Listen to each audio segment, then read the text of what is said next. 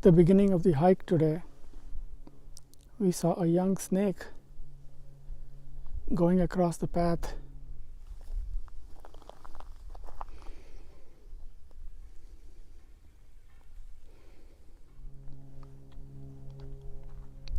It's quite a symbol. The snake symbolizes, in many senses, the passage of time, a time uncoiling. And it also symbolizes a change, a transformation, an ability to slough off the old covering, the old skin, the old sheath, and take on a new one as it grows. And also a symbol of infinity, a snake swallowing its own tail.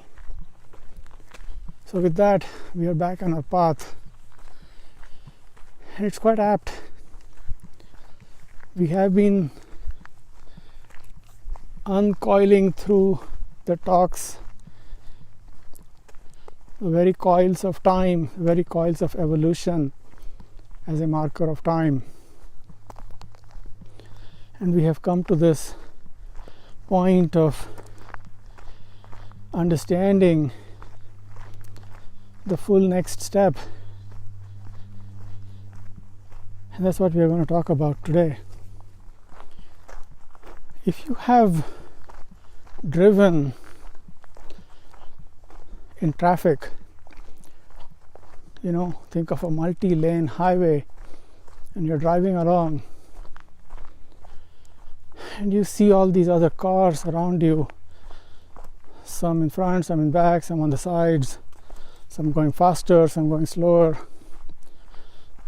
But as it all happens, you're forming in your mind a picture of all the drivers who might be in those other cars and how they might behave, and the rules of the road itself and the laws of physics, and your sensing of the speed and the range rate and accelerations and distances, and you're reacting to that.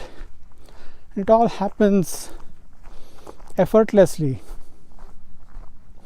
You almost have a sense of the whole traffic as an organism that you are aware of, and in which you act through your own car. And you also induce actions in others through the way you drive. It's sort of a coming together of the ensemble as a being. And there are many other settings in which this happens. I think the best example could be of a music jam session, a music improvisation session. I'm not talking of an orchestra that is conducted and pre-written and so on. That is a different ensemble in itself. But I'm talking of musicians who do not have an a priori music sheet or a conductor, but they just improvise, they just start jamming, and they produce music, and sometimes it is beautiful music. And in a sense, they are all sensing, apprehending this being of music that is attempting to descend into that session, and then sensing each other and the music that is being produced by everyone. You produce your own part of that music that you have sensed is descending, is forming, and you come up with this ensemble music. Oh, there's a newt.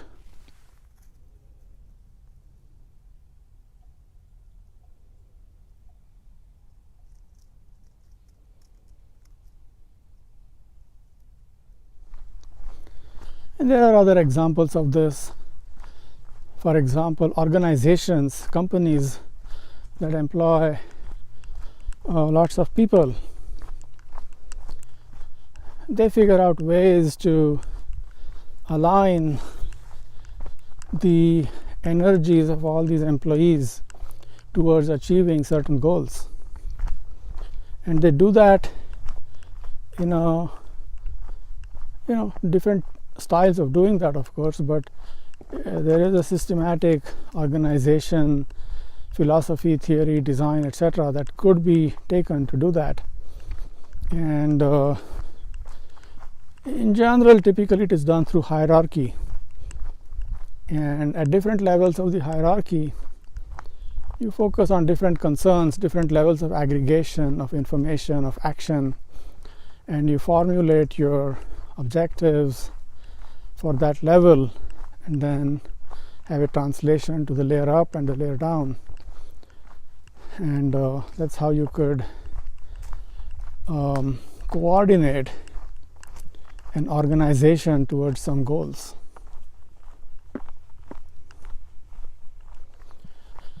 In a company, the incentives are aligned through payments and salaries, bonuses, all that kind of emoluments.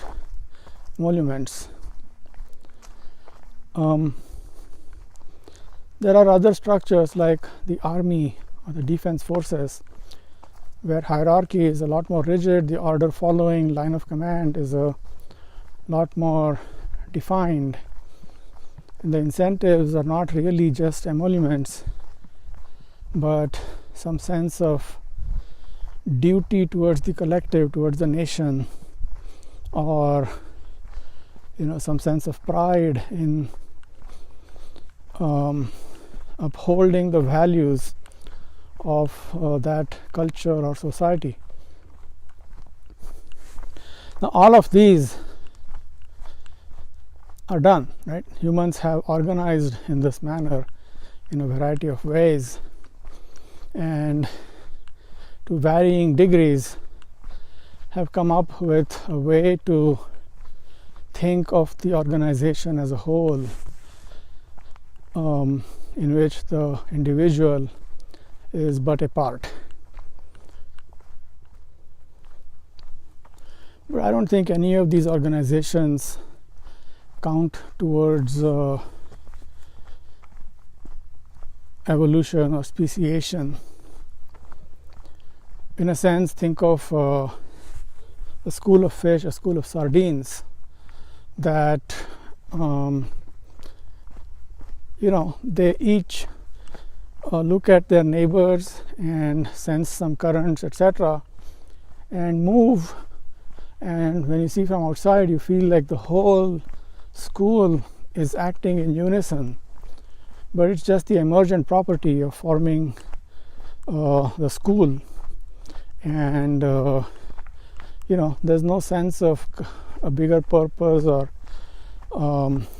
evolutionary aspect to that behavior. Same with a flock of birds flying, migrating, and through various signals and mechanisms they rotate, who's in the front, who's at the edges, and so forth.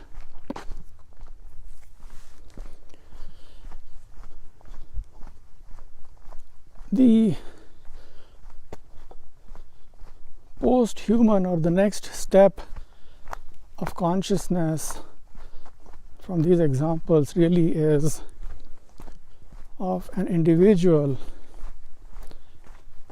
the consciousness of one individual contacting the consciousness of the other individual or a collection of individuals, and having a unity, having a sort of transpersonal reality that is the basis of understanding and of acting. And the other individuals don't have to be similar humans or post-humans. It is in fact everything, all of creation that is out there. Can you contact the consciousness of that existent reality and have the mingling of the consciousnesses as the reality in which we operate.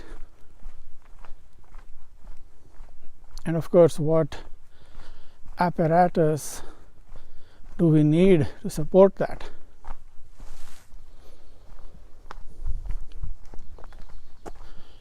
One argument someone could make is, hey, we are already talking about all these things, talking about consciousness expanding and reaching out to other consciousness and so on. And people have already done that. People have already described that. There are systems of meditation, systems of yoga, chanting, whatever you want to call them, which allow us to do that. And well, in that thought process, then this is it. We are at the final term of our evolution. And yet, that is not quite the case.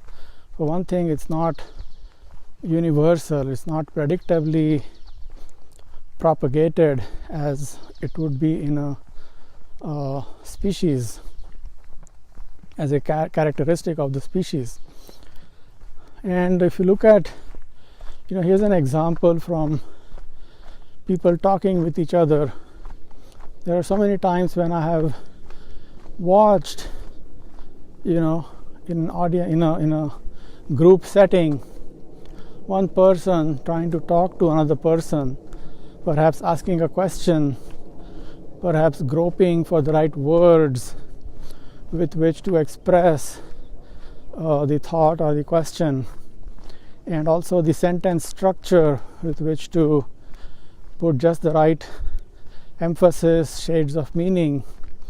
And this is interactive. The other person who's listening to that, either through expressions or by suggesting words which are then taken or rejected and so forth, they're jointly constructing a sentence or a paragraph or a question that they can both understand and then perhaps carry the conversation forward.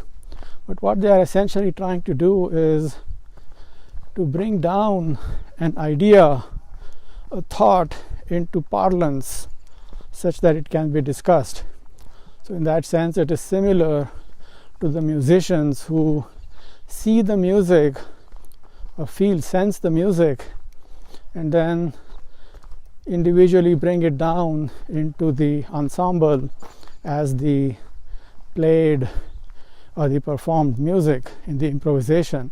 Similarly, this conversation, multiple parties are suggesting words, phrases, sentences, questions, paragraphs around a thought, around an idea, trying to bring it down into something tangible that can then be carried forward.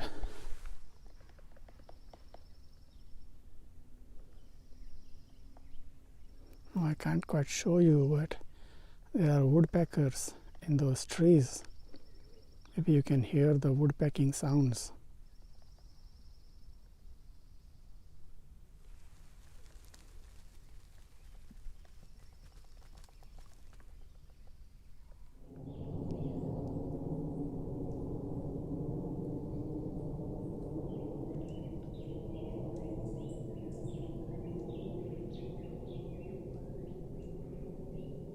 You can hear those lovely bird calls.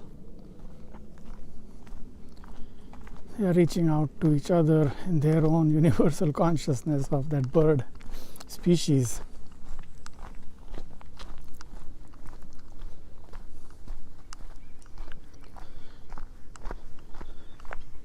This whole sense of the person trying to express a question as his or her question, or the driver in the traffic driving his or her car, or the musician in the ensemble playing his or her part of that music. All of that is an essential characteristic of the human apparatus. And I think the next step is the breaking up of that point of view, of that apparatus. Here we are at the rock.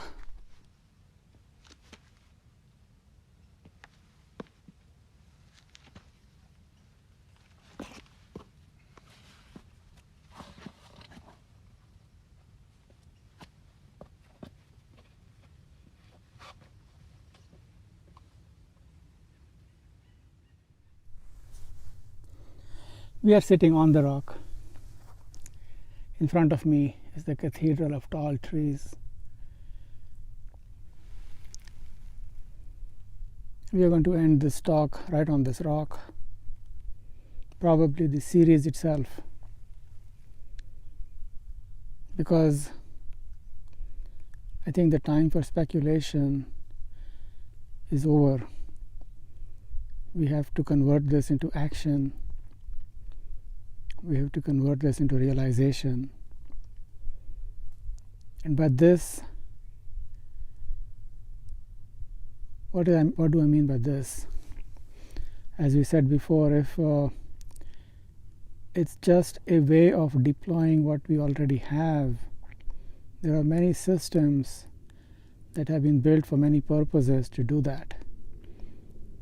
And they don't need a new apparatus and hence a new species. But we are really talking about the next species. Evolution is not going to stop. The human is going to progress into the next species, and if not the human, something else. We are looking for the characteristic of that new species.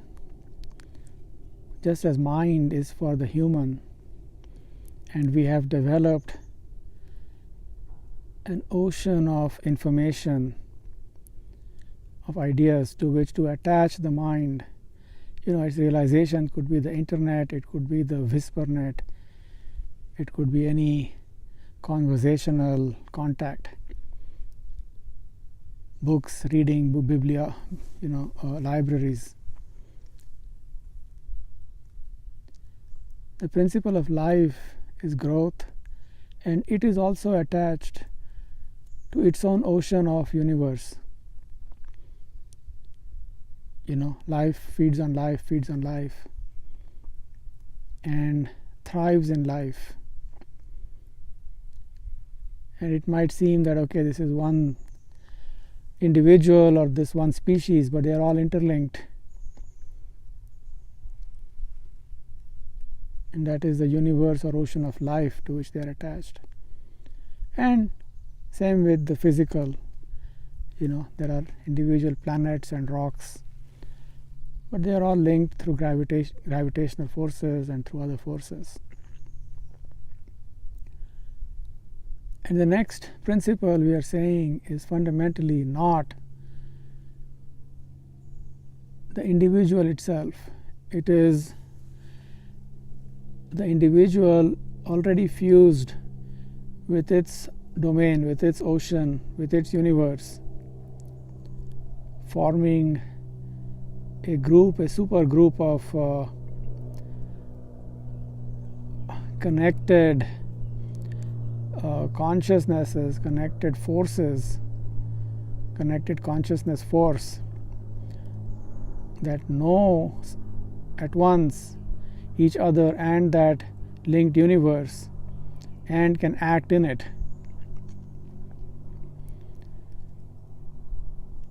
And I think it is more than just what our species, what our evolutionary apparatus has given us. We talked about a few of the things in the past talks as preparations. Maybe there's the biological system of food intake and energy usage and the time spent for that energy. We talked about sensory systems that can extract more information, that can have a higher level understanding of the phenomena around us. And now we are talking of the mind itself, or whatever the new thing is, the consciousness itself that is fused, linked with other consciousnesses. And it has to be an emergent property of some evolved apparatus. And I think it is fundamentally tied to the evolution of language in the human. Our language is from our point of view. It is from a personal point of view. And we are looking for a new language in which the first order concepts are the collective, the linked consciousness, the universe, and some way of speaking about everything at once without it becoming a jumble. Obviously, it's very hard to explain what I'm saying because we don't know how to say it yet. But what is the apparatus that frees up our language to be something different, to be universal, to be simultaneously cognizant of all the parts and all the collections and all the individuals and the whole thing?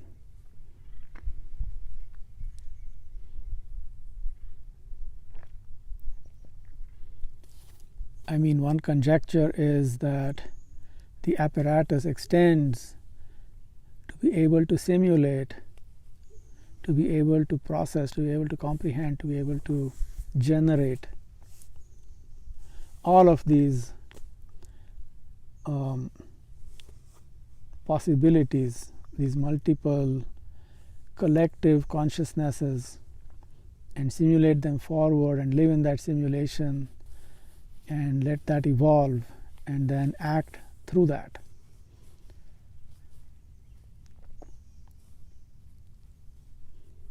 In a sense, what we were saying, the music as perceived by different musicians descends into individual performances that together form the orchestraic music. Similarly here, there is something, some consciousness. It's beyond the idea. It is a direct knowledge that exists, that is then realized in a collection also directly, and hence compatible, sympathetic, synchronized across that collection as a direct realization of that direct knowledge. And of course, all of these are just words, but the apparatus underneath it, of which this is the emergent property, is the evolution of the apparatus of language, from which the point of view, the I-ness, the you-ness, has been sublimated into a reckoning of the collection and the reckoning of many collections simultaneously. In the terms of computational theory, it's probably exponential in the ability to deal with subsets of things, many subsets of things.